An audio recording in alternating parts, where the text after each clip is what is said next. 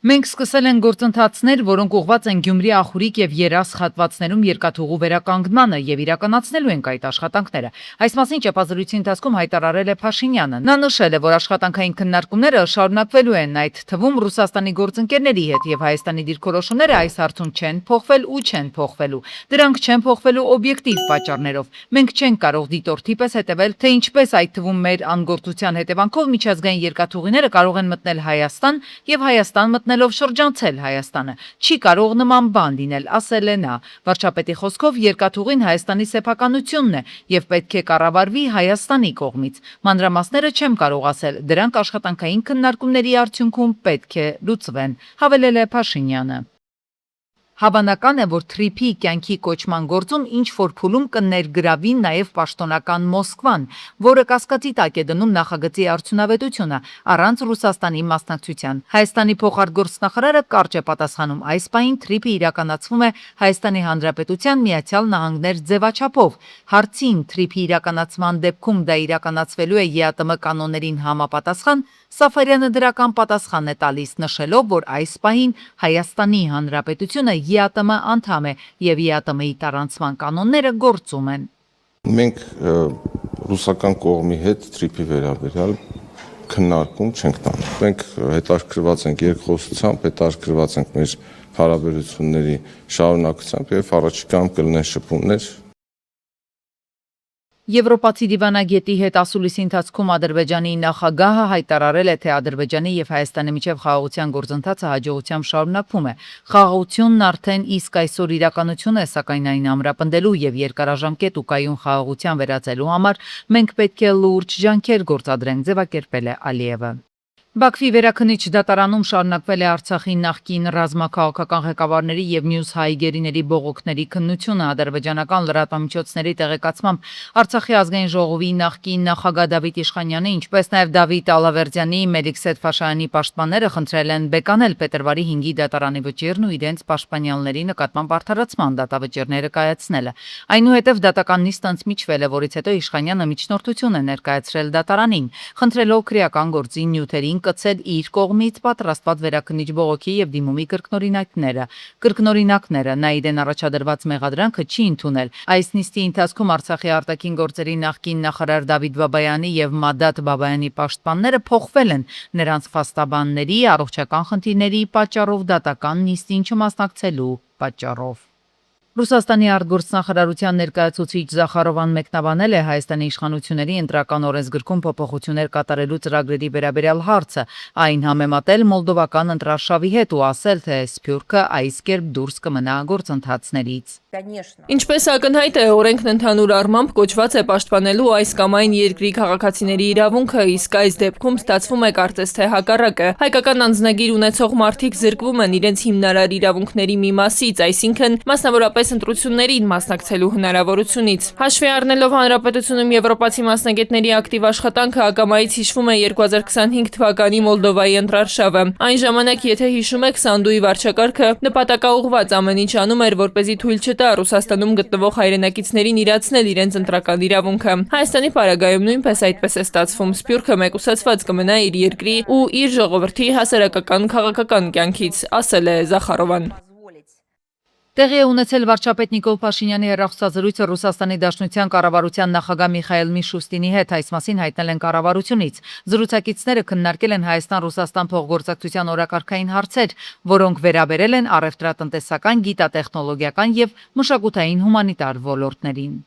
Ռուսաստան առանց վիզայի ռեժիմով մուտք գործող օտարերկրացիների, այդ թվում Հայաստանի քաղաքացիների համար ուժի մեջ է մտել նոր կարգավորում։ Ուղևորությունից առաջ անհրաժեշտ է ներբեռնել պաշտոնական հավելված եւ նախապես լրացնել համապատասխան հայտը։ Փորձագետների խոսքով հավելվածի միջոցով ձևավորվող թվային պրոֆիլը կարող է օգտագործվել նաեւ միգրացիոն իրավախախտումների պատմությունը վերահսկելու նպատակով։ Նրանք նաեւ հիշեցնում են, որ Բեռնայև ուղևորափոխադրումներ իրականացնող վարորդների համար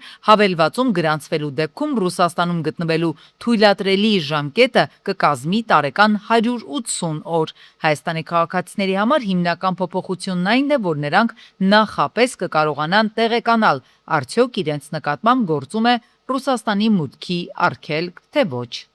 Անկամ եթե RUID-ով մարդը ստանա QR կոդ եւ հասնի սահմանին, ու սահմանապահը տվյալ պահին ունենա որոշակի կասկած, որ այդ անձը կարող է այնուամենայնիվ Ռուսաստանի Դաշնության անվտանգության համար սպառնալիք հանդիսան, օրինակ իսկ հեռախոսը պահանջի, ստուգի եւ տեսնի, որ ինքը հավանել է Ուկրաինայի կողմից Ռուսաստանի վրա հարձակվող դրոնների ինչ-որ տեսանյութ։ Դա բավական է, որ անգամ QR կոդի արկայության պարագայում մարդուն դրվի անժամկետ մուտքի առջև եւ նա վերադարձվի Հայաստանի Հանրապետություն։ Իրենք ունեն այդ իրավունքը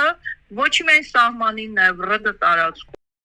Ռուսաստանի վառելիքի ներքին շուկան հայտնվել է համակարգային խորը ճգնաժամի մեջ, որն արդեն հանգեցրել է մանրածախ գների աննախադեպ թռիչքի եւ լոգիստիկ կոլապսի։ Reuters-ի տվյալներով ավտոլիցքավորման կայանները ստիպված են եղել բենզինի եւ դիզելային վառելիքի 1 լիտրի գինը բարձրացնել մինչեւ 120 եւ նույնիսկ 140 ռուբլի։ Ճգնաժամի հիմքում ընկած է մեծածախ շուկայում առաջարկի կտրուկ կրճատումը։ Պայմանագրով սահմանված 30-օրյա բեռնման ժամկետների խախտումը դարձել է համատարած։ Վաճառողները կանոնավոր կերպով հետաձգում են բեռնումները, իսկ 1-2 ամսվա ուշացումն արդեն համարվում է նորմա։ Որոշ թրեյդերներ մինչ օրս չեն ստացել այն խմբաքանակները, որոնց համար վճարել էին դեռ փետրվարին։ 3 օրում Հայաստանից արտահանվել է ավելի քան 800 տոննա ծիրան եւ 300 տոննա կեռազ։ Տվյալները ներկայացրել են էկոնոմիկայի նախարարությունից։ Արտահանման ինտենսիվությունը լուրջ թեստ է տեղական լոգիստիկ ընկերությունների, սառնարանային տնտեսությունների եւ հատկապես Վերին Լարսի սահմանային անցակետի թողունակության համար, քանի որ շուտ փչացող ապրանքների պարագայում ժամանակային յուրաքանչյուր կորուստ կարող է հանգեցնել բիզնեսի եւ գյուղացիական տնտեսությունների ֆինանսական վնասների։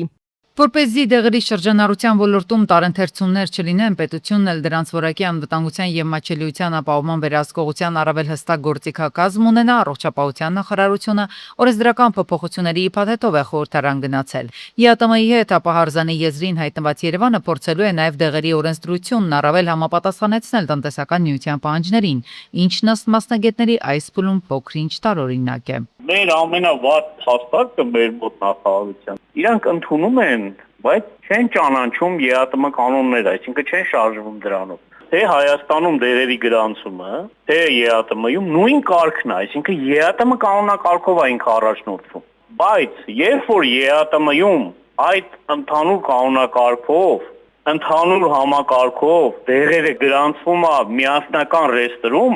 այնուամենայնիվ Հայաստան ասում է ես չեմ ճանաչում դա։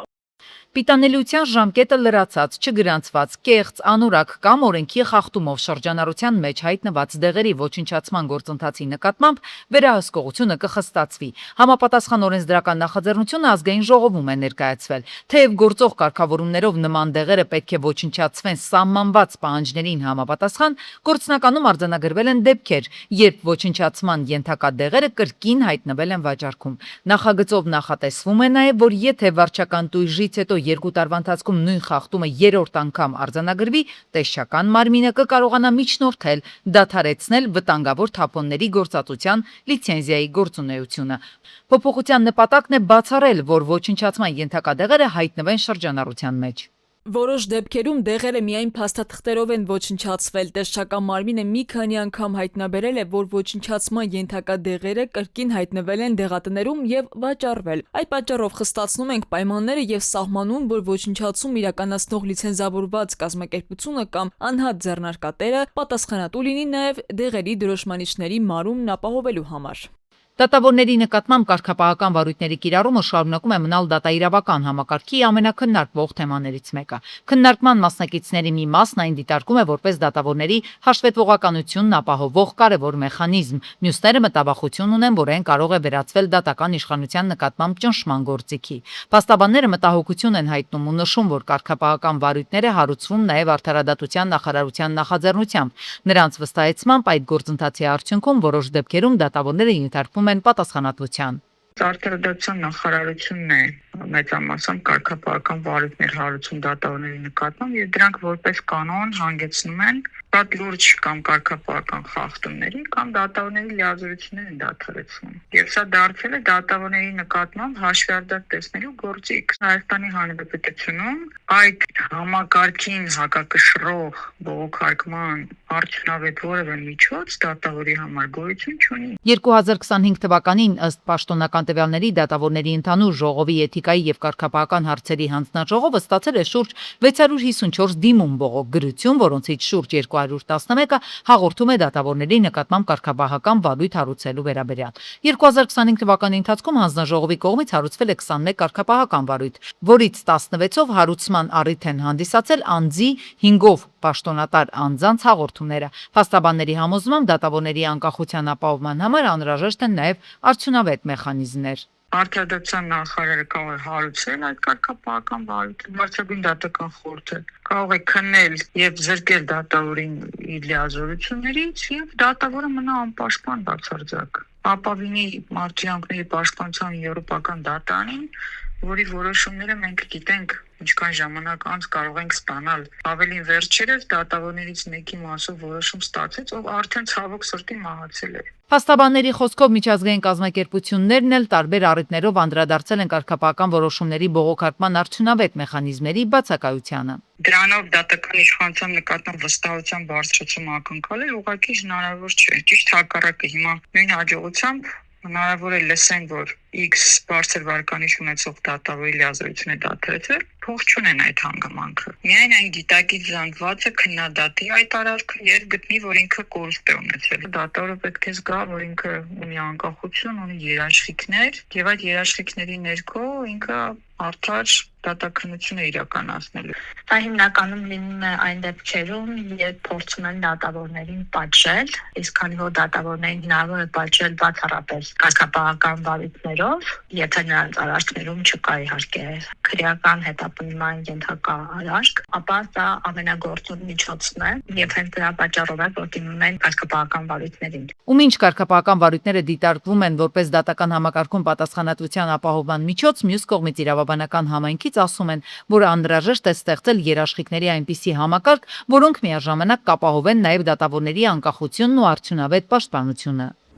Ապրանքների QR կոդերով դրոշմավորման համակարգը Հայաստանի գործարար շրջանակների դժգոհության շարժառիթ է դարձել։ Գործարար աշխարհի ներկայացուցիչների կարծիքով սա քաղաքացիների ուսերին դրված հերթական ֆինանսական բեռն է։ Կատնամթերքից, մսամթերքից մինչև վառելիք ու դեղորայք արթնանում ես ու տեսնում առաջնային սպառման ապրանքները թանկացել են։ Տնտեսվարողների կողմից յուրաքանչյուր QR կոդի համար վճարվում է 2.5 դրամ։ Մասնագետների խոսքով սա ապրանքների ինքնարժեքը բարձրացնում է 5-ից 7%-ով, քանի որ տնտեսվարողները վճարում են գումար QR-ները տպելու համար, այսինքն կրկնակի ծախս են կատարում, դրա համար էլ ապրանքը թանկանում է։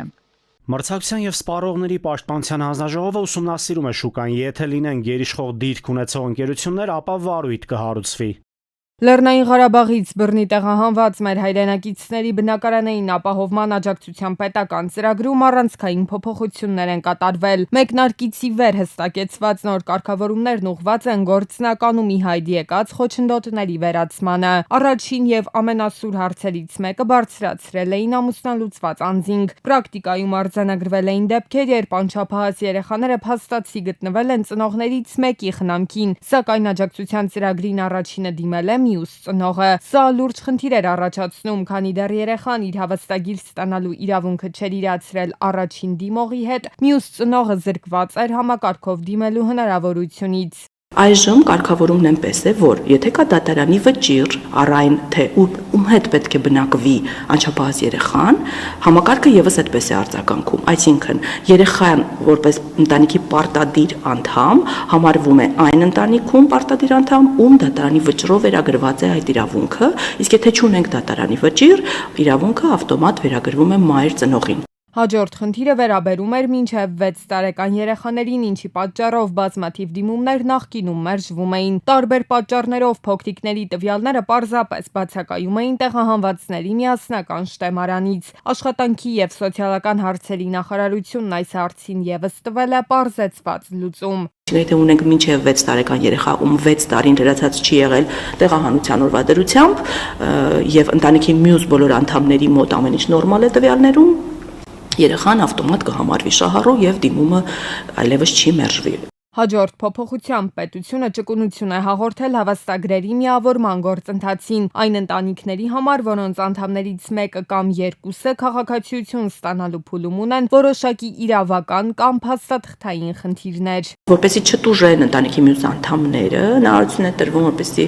ընտանիքի մի մասը, իհարկե խոսքը այստեղ ոչ պարտադիր կազմի մասին է, դիմեն, ստանան հավաստագիրը, իրացնեն, այնուհետ երբ ընտանիքի այդ անդամը ով ունի խնդիրները կարգավորելուց հետո ստանա քաղաքացիություն, դիմի, ստանա հավաստագիր, խոսքը այստեղ մեկ առավելագույնը 2 անձի մասին է։ Եվ այդ հավաստագիրը չիրացված միավորի ընտանիքի մյուս կազմին, ովքեր արդեն իրացրել են հավաստագիրը։ Եվ այս դեպքում հավաստագրով հասանելիք գումարը կդիտարկվի որպես դրական մնացորդ։ Լրամշակված նախագծի հաջորդ կարևոր դրույթը վերաբերում է Երևանամերձ համայնքներում տուն գնաց այն ընտանիքներին, որոնց համար մեկ անձի հաշվարկով տրամադրվող աջակցության չափը 3 միլիոնից բարձրացվել է 4 միլիոն դրամ։ Սրա արդյունքում ձևավորվել է դրական ֆինանսական մնացորդ։ Նախկինում գործող կարգով այդ մնացորդը վերանորոգման վարկի կամ կենցաղային տեխնիկայի ձեռքբերման համար թույլատրվում էր օգտագործել միայն մեկ անգամ, ինչը սահմանափակում էր քաղաքացիների հնարավորությունները։ Այն ընտանիքները, ովքեր մինչ այս փոփոխությունը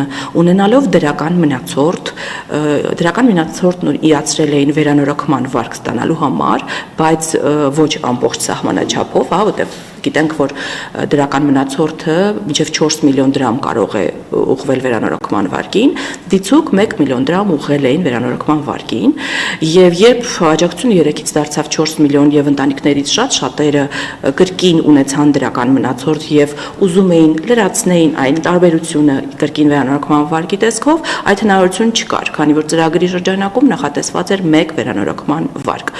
Եվ այս որոշմամբ այդ ընտանիքներին կտրվի հնարավորություն ստանալ երկրորդ վերանորոգման վարկը։ Դրական մնացորդի իրացման վերաբերյալ եւս մեկ փոփոխություն է իրականացվել։ Եթե ընտանիքը ձեռք է բերել սեփական տուն, որն ունի բնակության համար լավ պայմաններ եւ վերանորոգման կարիք չունի, ապա ֆինանսական մնացորդը այսուհետ կարելի է ուղղել կապիտալ շինարարությանը։ Նախկինում բանկերի վերանորոգման վարկային պորտֆելները չէին թույլատրում այդ միջոցներով օրինակ առանձնատան երկրորդ հարկ կառուցել կամ տնամերձ հողամասում նոր օժանդակ շինություն հիմնել։ Այժմ վերանորոգման վարկի շրջանակներում հանված ընտանիքներն ունեն նաև այդ իրավունքը։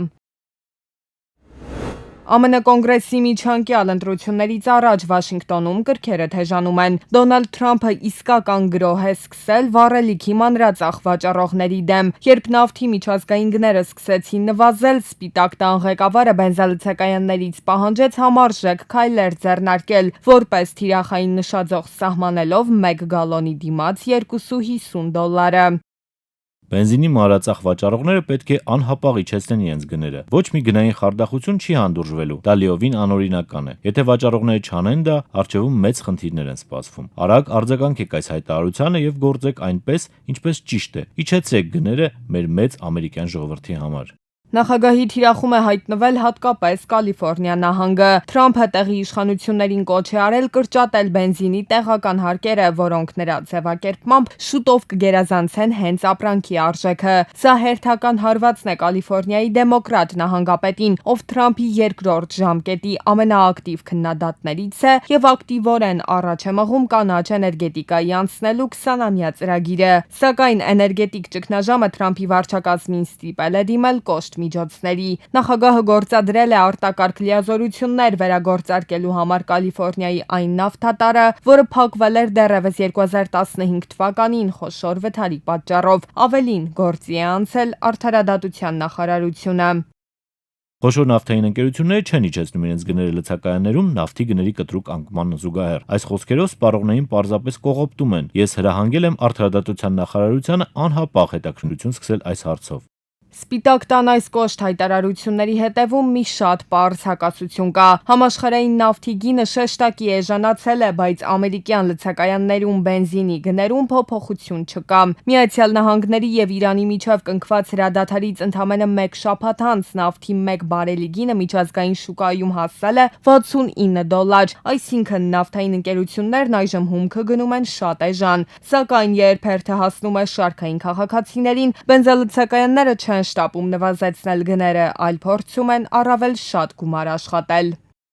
Նավթի համաշխարհային շուկան այս անգամ բոլորից զարմացրեց։ Մեծածախ գները շատ արագ հանդարտվեցին ու նվազեցին, թեև լցակայանների տերերը դեռ դիմադրում են եւ գները ցած չեն գցում։ Ամեն դեպքում պետք չէ շտապել, քանի որ մերձավոր արևելքում խաղաղությունը դեռ շատ փխրուն է։ Նավթի գների անկումը Թրամփի եւ նրա կուսակցության համար հզոր խաղաթուղթ է նոյեմբերին սպասվող կոնգրեսի ընտրություններից առաջ, բայց որպեսզի սա օգնի նրանց հաղթել, ընտրողը պետք է գների նվազումը տեսնի ոչ թե հեռուստացույցով կամ բորսայի գրաֆիկներում, այլ իր մեքենան լիցքավորելիս։ Ընդ որում դա պետք է տեղի ունենա հենց այս օրերին, քանի որ մարդիկ իրենց քաղաքական որոշումը ձևավորում են մինչև օգոստոսի վերջ։ Մյուս կողմից անկախ մասնագետները հորդորում են ժամանակից շուտ չոգևորվել։ Այս անկումը կարող է կարճ տևել։ Ամերիկյան նավթային պահուստները դատարկվել են, իսկ Հորմուզի նեղուցում իրավիճակը մնում է անկայուն։ Իրանի վերջին հարձակումները նավերի վրա եւ Միացյալ Նահանգների պատասխան հարվածները արդեն իսկ դանդաղեցրել են նավթ տեղափոխող տանկերների շարժը։